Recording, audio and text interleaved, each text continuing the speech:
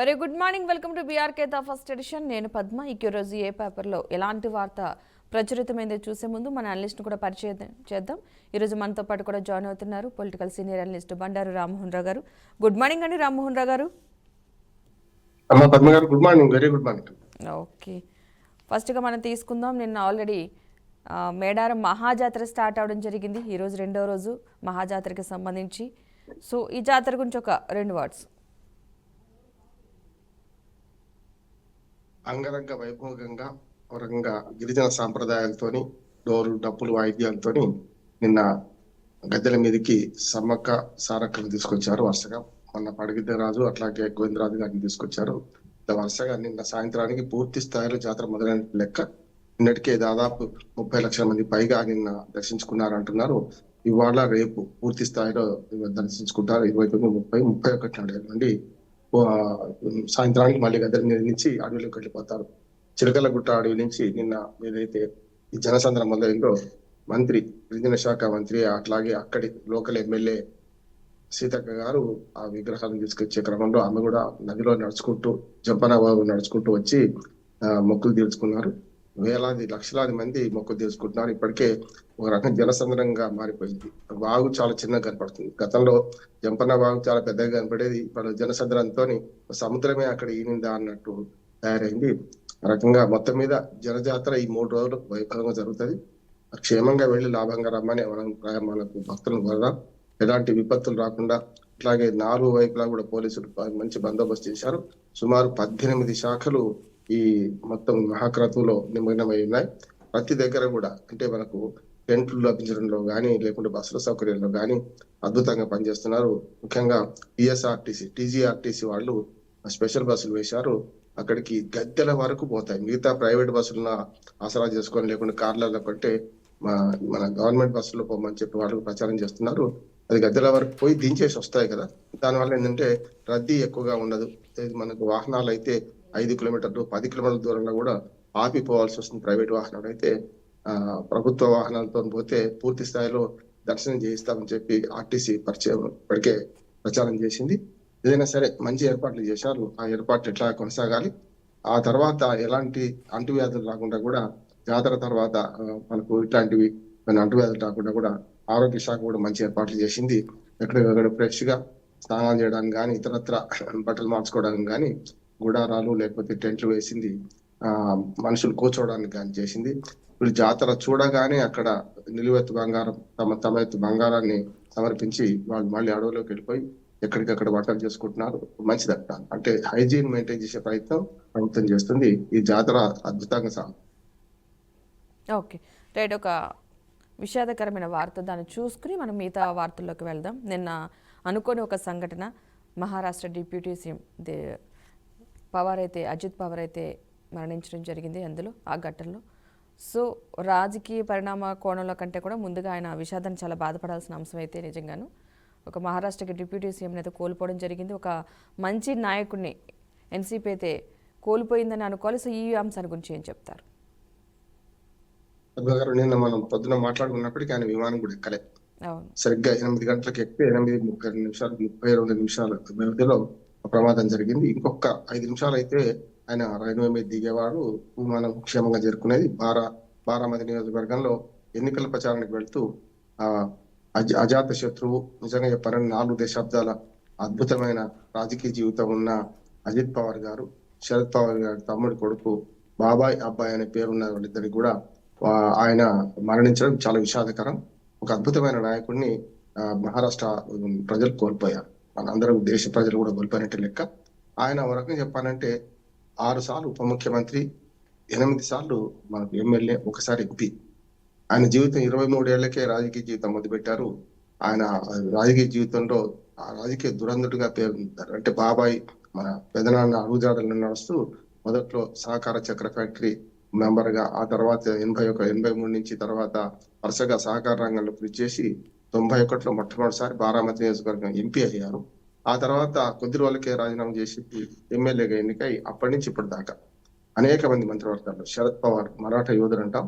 వారి పెదనాన్న వారి శిష్యరికంలో తాను మొదటి మంత్రిగా, ఆ తర్వాత మనకు వివిధ శాఖల మంత్రులుగా, ఉప ముఖ్యమంత్రులుగా 6 సార్లు ఉప ముఖ్యమంత్రిగా చేశాడు. ఒకేసారి 3 రోజులు చేసింది. అయినా సరే రాజకీయ వ్యూహం పనడంలో ఆయన సాటి దిట్ట కూడా.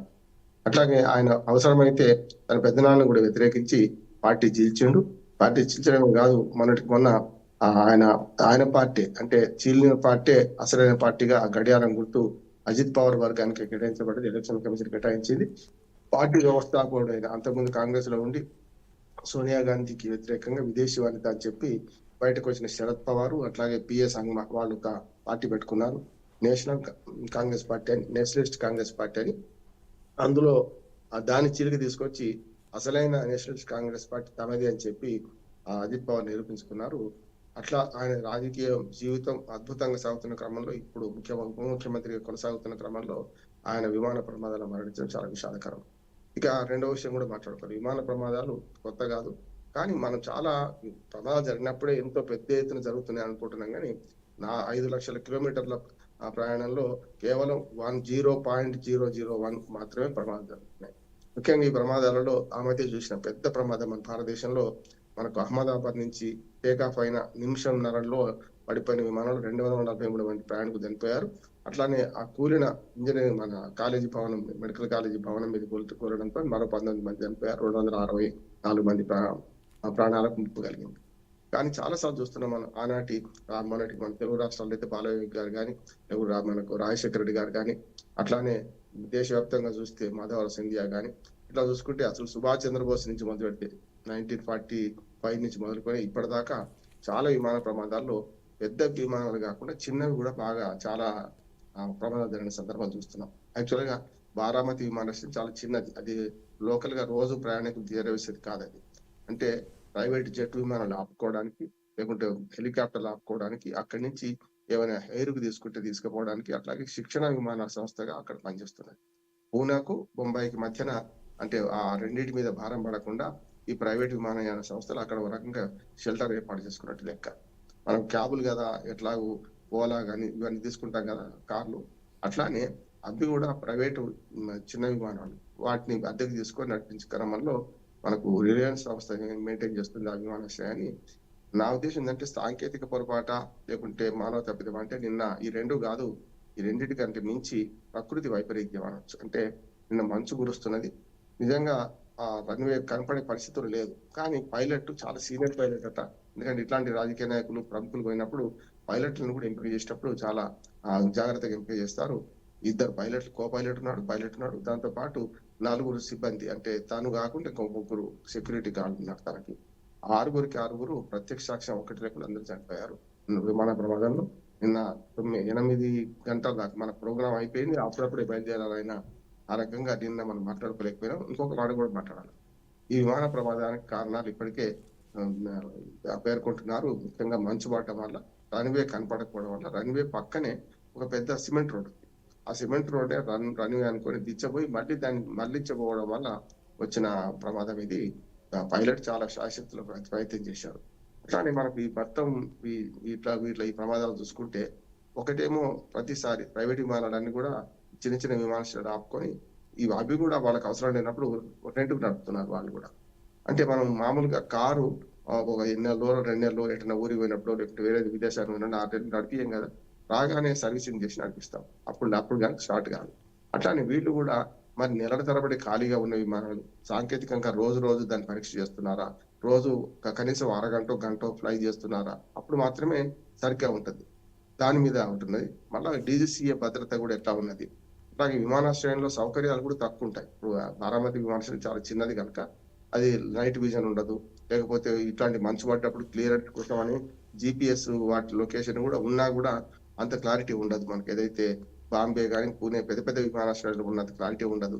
సాంకేతిక లోపం కూడా ఉంటది. వీటితోని అంటే అడ్డి మార్ గుడ్డి సూటి అంటారు కదా, అట్లా ఏదో దిగుదామనే పరిస్థితి ఉంటుంది తప్ప లేదు. అటువంటిప్పుడు వీళ్ళు ఏం చేయాలంటే పైలట్లు వెనక్కి తీసుకొచ్చుకునే ప్రయత్నం చేయాలి. ముఖ్యంగా ఇవన్నీ కూడా ఉదయం పూట ప్రమాదాలు జరుగుతాయి. చూసింది కదా, ఈ చిన్న ఈ జెట్ విమానాలకు వీటన్నిటికి కూడా జరిగేది ఏంటంటే ఉదయం పూట ప్రమాదాలు జరుగుతున్నాయి. దానికి కారణం ఏంటంటే మంచు. మనం దేశవ్యాప్తంగా చూస్తున్నాం. కొన్నిసార్లు అయితే ఇప్పుడు మంచు తుఫాను వచ్చింది, వేలాది విమానాలు అమెరికాలో క్యాన్సిల్ అయ్యాయి. కెనడా, అమెరికాలో వేలాది విమానాలు ప్రతిరోజు నడవడం లేదు, ఆపేశారు కూడా.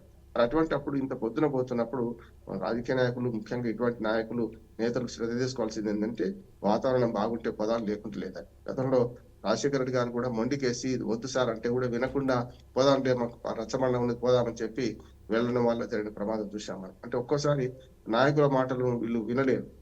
ఒకసారి వినడానికి కూడా నాయకులే వినరు పైలట్ల మాట. గతంలో ఒక ఉదాహరణ చెప్తాను నేను. పివి నరసింహారావు గారు తెలంగాణ ఆంధ్ర ఉద్యమం జరుగుతున్నప్పుడు అప్పుడు ఏదైతే చీఫ్ సెక్రటరీ చెప్పారంట, వద్దు సార్ మీరు అక్కడికి పోతే బాగుండదని.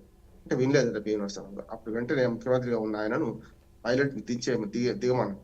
అంటే పైలట్ దిగితే నేను చెప్తే వింటావా, ఆయన చెప్తే వింటావా అంటే, నేను చీఫ్ సెక్రటరీ సార్, నేను చెప్తేనే వింటాను పొమ్మని అన్నాడు. అంటే నేనేమంటానంటే అధికారులు ఇట్లాంటి వాళ్ళు కూడా ఇట్లాంటి సందర్భాలలో ఖచ్చితంగా వ్యవహరించాలంటున్నాను.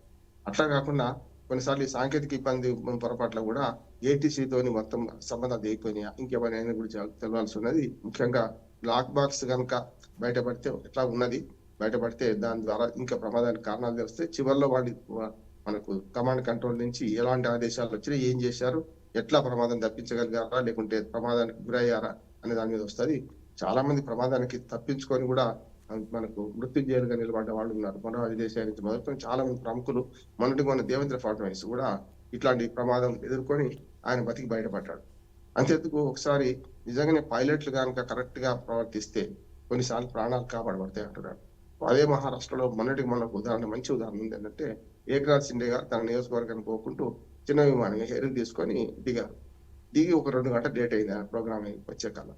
పైలట్ ఏమన్నాడంటే, నేను 8 గంటల డ్యూటీ మాత్రం చేయగలుగుతా, నా 8 గంటల డ్యూటీ అయిపోయింది, నేను తీసుకుపోలేను అన్నాడు. అప్పటికి దానికి 2 గంటలు పైరవి చేయాల్సి వచ్చింది. అయ్యా 8 గంటల్లో ఆయన నడిపించింది కేవలం గంటన్నరనే, మిగతా అంతా రెస్ట్ తీసుకున్నారు కనుక ఆయనకు అనుమతి ఇవ్వండి అని చెప్పి అనుమతి తీసుకొచ్చుకోవడానికి, పైలట్ కి అనుమతి తీసుకొచ్చుకోవడానికి 2 గంటలు తిప్పవలసి వచ్చింది. అది కదా రూల్స్ అంటే. అందుకని విమానాల మెయింటెనెన్స్ లో ఏమైనా లోపం ఉందా, లేకపోతే ఈ విమానం 16 ఏళ్ల క్రితం విమానం అంటున్నారు, మరి ప్రతిరోజు దానికి ఎలాంటి ఏర్పాట్లు చేస్తున్నారు, ఎట్లా ఆ విమానం ఆగిన చోట మరి వాళ్ళు ఎట్లాంటి జాగ్రత్తలు తీసుకుంటున్నారు, ఇవన్నీ చూడాల్సిన అవసరం ఉన్నది. ఇప్పటికే నేనైతే కుట్రకోణం ఉందని అనుకుంటాను. మమతా బెనర్జీ లాంటి వారు కుట్రకోణం ఉందని ఆరోపిస్తున్నారు. సరే, రాజకీయ విభేదాలంటే ఇటువంటి శివాల మీద రాజకీయం చేద్దాం అనుకుంటున్నాను నేను. కుట్రకోణం ఉంటే నిజంగానే ఏమైనా తెలుసుంటే పోలీసులు ఎంక్వైరీ చేస్తారు. కానీ మహారాష్ట్ర గవర్నమెంట్ మీద వదనా వేసి ఎక్కడో ఉన్న పశ్చిమ బెంగాల్లో ఉన్న ఆమె ఆరోపణ చేయడం అది సరైనది కాదనిపిస్తుంది. సరే, కుట్రకోణం ఉంటే దాన్ని బహిర్గతం చేస్తారు ఎవరైనా, కానీ ఇప్పుడే మొదటి ఏదైనా అని చూస్తే అయిపోద్ది కదా, అంటే గాలిలో మాటలు అని అంటే బాగుండదు నా ఉద్దేశం. ఏదైనా సరే ఆయన మరణం తీరని లోటు రాజకీయ రంగం, మహారాష్ట్ర రాజకీయ రంగానికే కాకుండా ఒక మంచి నాయకుడిని సమాజం కోల్పోయిందని చెప్పొచ్చు. రైట్. ఇక మనం ఒక తెలంగాణ అంశానికి వద్దాం. సో నగర పాలకులన్నీ నెగ్గేలా కాంగ్రెస్ ప్రత్యేక దృష్టి, మంత్రులు ముఖ్య నేతలకు ప్రచార బాధ్యతలు, గెలిపే లక్ష్యంగా పనిచేయాలని ముఖ్య నేతలకు సీఎం పిలుపు. మున్సిపల్ ఎన్నికల్లో మొత్తం 7 కార్పొరేషన్లకు దక్కించుకోవాలని అధికార కాంగ్రెస్ పార్టీ లక్ష్యంగా పెట్టుకుంది. రాష్ట్ర స్థాయిలో ముఖ్య నేతలు ఎంపిక చేసి వాటిలో ప్రచార బాధ్యతలైతే అప్పగించింది. ప్రతి కార్పొరేషన్కు స్థానిక పరిస్థితులకు అనుగుణంగా ప్రచార వ్యూహం రచించి పోరాడాలని నిర్ణయించింది. నిజామాబాద్, కరీంనగర్, నల్గొండ, కొత్తగూడెం, మంచిర్యాల, మహబూబ్ నగర్, రామగుండం కార్పొరేషన్ వీటన్నిటికీ సంబంధించి కూడా, అంటే ఈ మున్సిపల్ ఎన్నికలకు సంబంధించి ఆల్రెడీ కొన్ని ఆదేశాలు జారీ చేయడం జరిగింది. ప్రతి నియోజకవర్గం జాగ్రత్తగా చూసుకోవాలంటూ కూడా బాధ్యతలు అప్పగించడం జరిగింది. సో ఈ అంశాన్ని ఏ విధంగా చూడాలంటారు? ఇంకా మున్సిపల్ ఎన్నికలు స్టార్ట్ అవుతాయి కాబట్టి మరి కొన్ని రోజుల్లో. మున్సిపల్ ఎన్నికల నగారం మొన్న మోగింది. నిన్న నుంచి నామినేషన్ మొదలైనాయి. నేను మన సాయంత్రమే schedule plus almost all notification నేను పొద్దున ఇచ్చేశారు. 116 మున్సిపాలిటీలు, 7 కార్పొరేషన్లకు ఎన్నికలు జరగనున్నాయి. ఇందులో ముఖ్యంగా 7 కార్పొరేషన్లు చూసుకుంటే ఒక హైదరాబాద్ జిహెచ్ఎంసీ మినహాయించి జిహెచ్ఎంసీ ఇంకో 2 కార్పొరేషన్లకు ఎన్నికలు జరగాల్సినది. మొత్తం 10 ఉంటే అందులో 7 కార్పొరేషన్లు జరుగుతున్నాయి ఎన్నికలు ఇప్పుడు. దాంతో పాటు ఏంటంటే ఈ 116 మున్సిపాలిటీలో నిన్న మొదటి రోజే దేశమీ కనుక మంచి రోజు అని చెప్పి దాదాపు 1000 మందికి పైగా నామినేషన్ దాఖలు చేశారని తెలుస్తున్నది. ఇవాళ రేపటితో నామినేషన్ ప్రక్రియ ముగుస్తుంది 30కి. ముగిసిన తర్వాత ఒక రోజు స్క్రూటినీ ఉంటుంది. తర్వాత మనకు విడ్రాయల్ కోసం 3 రోజులు టైం ఇచ్చారు. 3 ఫిబ్రవరి నుంచి అసలైన సర్వే మొదలవుతుంది, అసలైన ప్రచారం మొదలవుతుంది. 7 రోజులే ఉంటుంది. మిగతా అసెంబ్లీ పార్లమెంట్ లాగా 14 రోజులు ఉండదు. దీనికి నామినేషన్ల ముగింపు మన విడ్రాయల్ కు పోలింగ్ మధ్యన 7 రోజులు ఉండాలి. ఇది జరుగుతుంది కనుక ఇప్పటికే పార్టీలన్నీ కూడా దానికి సన్నద్ధమై ఉన్నాయి. ఎవరికి వారు మేము ఎక్కువగా మంది గెలుస్తామంటున్నారు, చూద్దాం ఏం జరుగుతుందో. పార్టీ పరంగా జరిగే ఎన్నికలు బీఫామ్ ఇస్తారు కనుక ఎన్నికల కమిషన్ కూడా పూర్తి స్థాయి ఏర్పాటు చేసింది. చాలా రోజుల నుంచే మొదలు పెట్టింది దాన్ని. ఇప్పుడు ఇవాళ ఎన్నికలకు ముందుకు వచ్చేసేసింది.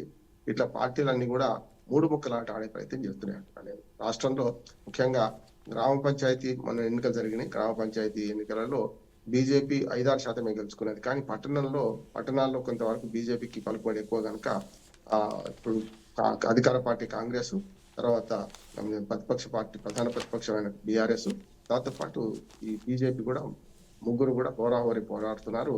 బీజేపీ స్టేక్స్ ఎక్కువ ఉంటాయని నేను అనుకుంటున్నాను ఇందులో. కానీ అంతిమంగా చూసి ఇది పరోక్ష ఎన్నికలు కనుక డైరెక్ట్ గా కౌన్సిలర్ ను అట్లానే కార్పొరేటర్ ని అనుకుంటారు. కానీ వీళ్ళు అందరు కలిసి మన మున్సిపల్ చైర్మన్ అనుకుంటారు, అట్లాగే మున్సిపల్ మేయర్ ని అనుకుంటారు. మేయర్ ఎన్నిక కూడా 16వ తారీఖు పూర్తి అయిపోతుంది, 15వ తారీఖు పూర్తి అయిపోతుంది. ఈ రకంగా 11 నాడు పోలింగ్, 13 నాడు కౌంటింగ్, 16 నాటికి పూర్తి స్థాయిలో మేయర్లు, మున్సిపల్ చైర్మన్ ఎంపిక ఎన్నిక కూడా పూర్తవుతుంది.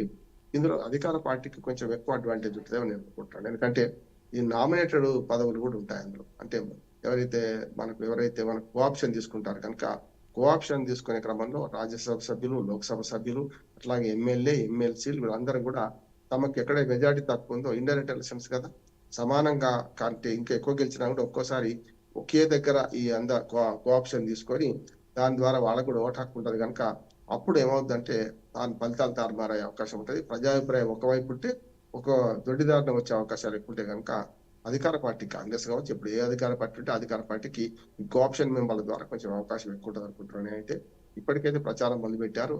దీనిలో ముఖ్యంగా రేపు ఈ ప్రచారంలో మున్సిపాలిటీ సౌకర్యాల కోసం, మౌలిక వసతుల కోసం దీనికంటే రాజకీయ ప్రచారాలు ఎక్కువ అవుతున్నాయి. నేను చూస్తున్నాను అసలు ఏ ప్రచారం చేయాలనో మేము ఎన్నికైతే మా పరిధిలో ఏం చేస్తామని చెప్పకుండా ప్రపంచ రాజకీయాలను మాట్లాడుతున్నారు. అట్లా కాకుండా మేనిఫెస్టో అన్ని రాజకీయ పార్టీల విజ్ఞప్తి ఏంటంటే స్థానిక ప్రభుత్వాలకు గుర్తించండి, వాటికి మీ మేనిఫెస్టో అక్కడికి పరిమితం కండి. మేము ప్రజా సౌకర్యాలు ఏం కల్పిస్తాం, నివాసయోగ్యమైన పట్టణాలు, నివాసయోగ్యమైన గ్రామాలు మేము తయారు చేస్తామని ప్రకటన చేసి దానికి అనుగుణంగా ప్రణాళిక ఇస్తే మంచిది. కానీ మేనిఫెస్టో లేకుండా ఏమి లేకుండా వీళ్ళు ఒకరి మీద ఒకరు గాలి కబుర్లు లేకుండా కేసుల గురించి మాట్లాడుకుంటే ప్రజలు అయోమయంలో పడతారు. నిజంగా వాళ్ళకి కావాల్సిన ప్రజల మౌలిక సౌకర్యాలు, విద్యుత్, రోడ్లు, మనకు ఉమ్రి కాలువలు, ఇవి కదా వాళ్ళకి కావాల్సింది.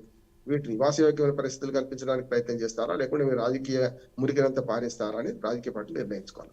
ఓకే, రామ్మోహన్ రావు గారు, ఒక విషాదకరమైన బాధ, ఒక తల్లిదండ్రులు బిడ్డలపై నమ్మకం ఉంచుకుంటారు, కానీ అలాంటి పిల్లలు తల్లిదండ్రులు ప్రాణాలు తీసే పరిస్థితికి ఎప్పుడు కూడా మనం పొలిటికల్గా చదివేదానికంటే కూడా ఇది కూడా ప్రజలకి తెలియాలి అని ఒకసారి మీ ద్వారా అని చెప్పి నేను ఈ న్యూస్ని తీసుకోవడం జరిగింది. ప్రియుడితో పెళ్లి వద్దంటున్నారని తల్లిదండ్రుల హత్య, మత్తు ఇంజెక్షన్లు ఇచ్చి ప్రాణాలు తీసిన కూతురు.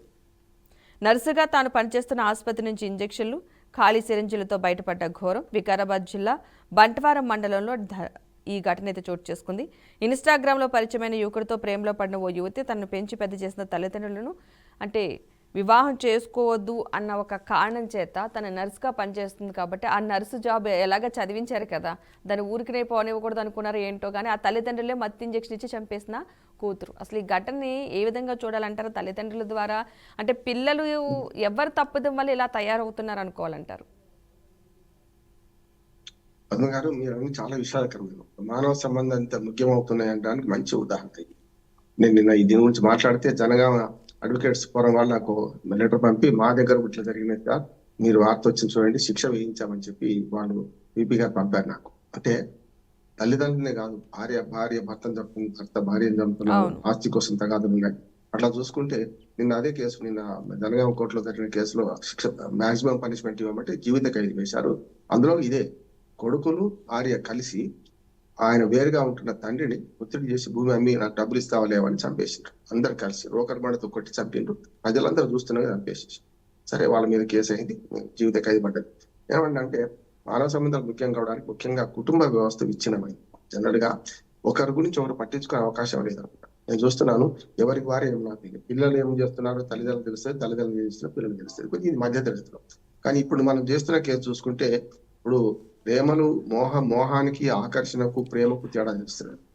చాలా మనం చూస్తున్నాం. మనం ఆటో వాడితో లేచిపోయిందని, లేకపోతే ప్రతిరోజు తమ జీవితంలో పాలవాడితో ఇట్లాంటి వాళ్ళ జీవితానికి వాళ్ళు చదువుకు సంబంధం లేకుండా ఉంటాయి. ఇప్పుడు చూడండి, ఆమె టెక్నాలజీ మార్పుని ఇంజక్షన్ చంపిందంటే చూసుకోవచ్చు కదా మనం. అంటే పూర్తిగా ఇవాళ ఈ మన సెల్ ఫోన్లు తప్పట్టాల్సిన అవసరం లేదు, కానీ కత్తితో కూరగాయలు పోయొచ్చు, మిడకాయలు పోయొచ్చు, కానీ నేర్చుకునే సమాచారం ఏం నేర్చుకుంటున్నాం, టెక్నాలజీ ఏం నేర్చుకుంటున్నాం అని ఆఖరికి కూరగాయలు కనుక వండినట్టు, మన కూరలు వండినట్టు, లేకుంటే రెసిపీ తయారు చేసినట్టు హత్య చేయడం ఎలా కూడా ఈ సెల్ ఫోన్లలో చూసి నేర్చుకుంటున్నారు, చూస్తున్నాం. అంటే ఎట్లా బయటపడచ్చు అని. కానీ దొంగతనం చేసినప్పుడు కానీ, లేకుంటే నేరం చేసేవాడు ఎక్కడనో క్లోజ్ విడిచిపెట్టి కొడతారు కనుక ఎక్కడో పట్టుబడతారు. ఇవన్నీ అమానవీయ సంఘటనలు అంటున్నాను నేను. మానవత్వం బతికి ఉందా ఇంకా అనే బాధ అనిపిస్తుంది. ఒకటి ఆస్తి తగాదాలు, రెండు ప్రేమలు, పెళ్లిళ్ళు, ఇట్లా ఏదైనా కానీ ఆఖరికి సెల్ ఫోన్ ఇవ్వలేదని, లేకపోతే ఏదన్నా చూడనిస్తలేరని చెప్పి, అంటే ప్రతి చిన్న విషయానికి బాధపడుతూ ఆత్మహత్యలు కూడా చేసుకుంటున్నారు. హత్యలు ఒకటే కదా, ఇప్పుడు ఈ హత్యలు కూడా మనం చూస్తున్నాం. ఆత్మహత్యలు చేసుకోవడంలో కూడా చాలా సిల్లీ కారణాలు, చిన్న చిన్న కారణాలతో, అంటే పిల్లలకు కష్టము సుఖము తెలియకుండా పెంచడం వల్ల కూడా జరుగుతుంది. ఆస్తి, మా ఆస్తి పంచిస్తామని, పంచకపోతే గొడవలే, పంచిస్తే గొడవలే, ఇవన్నీ చూస్తున్నాం కనుక పిల్లలు కాయ కష్టం తెలవాలంటున్నాం, కష్ట సుఖాలు తెలవాలంటున్నాం. తెలవకుండా పెంచడం వల్ల కూడా వీళ్ళు మొండిగా తయారవుతున్నారు. అటు ఇట్లా జరుగుతుంది. చెప్పాను కదా, భార్యాభర్తల మీద నమ్మకం లేకుండా పోతుంది, ఒకరి మీద నమ్మకం లేకుండా పోతుంది.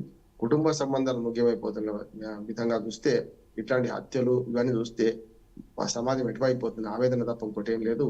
సరే శిక్ష విధిస్తారు, తర్వాత తర్వాత సంగతి. కానీ చాలా సార్లు మనకు భార్యాభర్తలు చంపుకున్న భర్తను భార్య చంపుకున్నప్పుడు చాలా సార్లు కాంప్రమైజ్ అయిపోతాడు. నేను అడ్వకేట్ చెప్తున్న కేసుల్లో కూడా కన్న బిడ్డ గ్యాస్ లీక్ అయిందని చనిపోయిందని చెప్పి, మన అల్లుడు జైలు పోతే ఎట్లా పిల్లలు అనాథమవుతారని చెప్పి తల్లిదండ్రులు కూడా మన కోర్టులోకి వచ్చి అది ఏం జరగలేదు సార్ మొదలు ఆవేశంగా కేసు పెడతారు, తర్వాత తీరా వచ్చిన తర్వాత సాక్ష్యాలు తారుమారు అవుతాయి, చూస్తున్నాం మనం.